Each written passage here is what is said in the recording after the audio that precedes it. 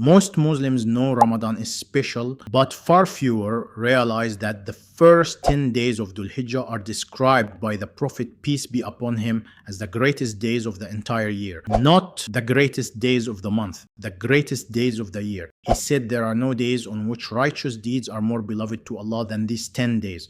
The companions asked, not even jihad in the cause of Allah. He said, not even jihad, except for a man who goes out risking himself and his wealth and returns with nothing. These 10 days outrank every other day of the year in the sight of Allah, and most Muslims let them pass without even knowing they have arrived.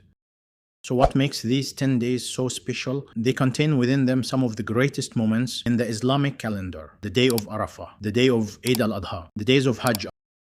Allah even swears by them in Surah Al-Fajr when He says, by the dawn and by the 10 nights. The scholars of tafsir, including Ibn Abbas, Ibn Kathir and others, have said these 10 nights refer to the first 10 days of Dhul Hijjah. When Allah swears by something in His book, that is a sign of its immense importance.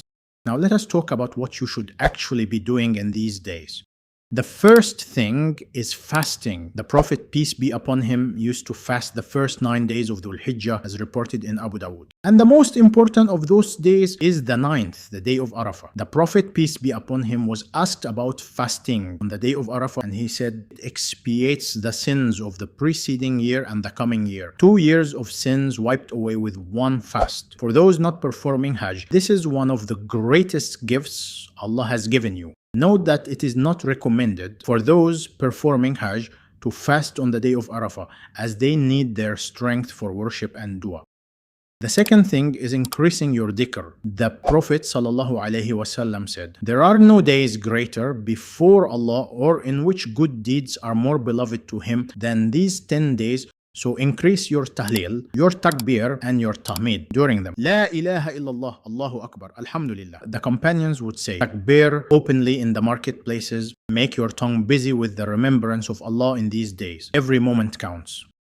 The third thing is qurbani. For those who are financially able, the sacrifice of an animal on Eid al-Adha is a confirmed sunnah, and according to some scholars, an obligation. It is the sunnah of Ibrahim, peace be upon him, the man who was willing to sacrifice his own son in obedience to Allah. And if you intend to give qurbani, the Prophet ﷺ said, as recorded in Sahih Muslim, if any one of you intends to offer sacrifice, he should not get his hair cut or nails trimmed. You enter a state similar to the pilgrim connected to the hajj, even from your home.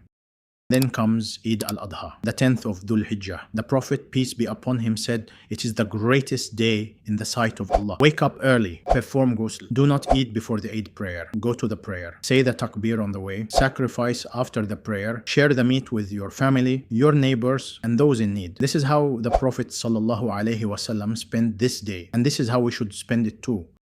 These days are here, right now. Do not let them pass the way Ramadan passes for so many people. Fast, make dhikr, give qurbani, make dua, ask Allah for everything. Because on the day of Arafah, Allah descends to the lowest heaven and boasts about the people standing in worship to the angels and says, look at my servants who have come to me disheveled, dusty, and crying out from every deep valley. I call you to witness that I have forgiven them. May Allah allow us to make the most of these blessed days, accept our fasts, our sacrifices, and our worship, and write us among those who are forgiven. Amen. If this video benefited you, please like and subscribe. It helps this channel reach more Muslims who need to hear this content. And if you would like to go one step further and support Stickman Deen directly, there is a link down below to buy me a coffee. It is completely optional, but it genuinely goes a long way and helps keep this channel going. Eid Mubarak in advance. Wassalamu alaikum.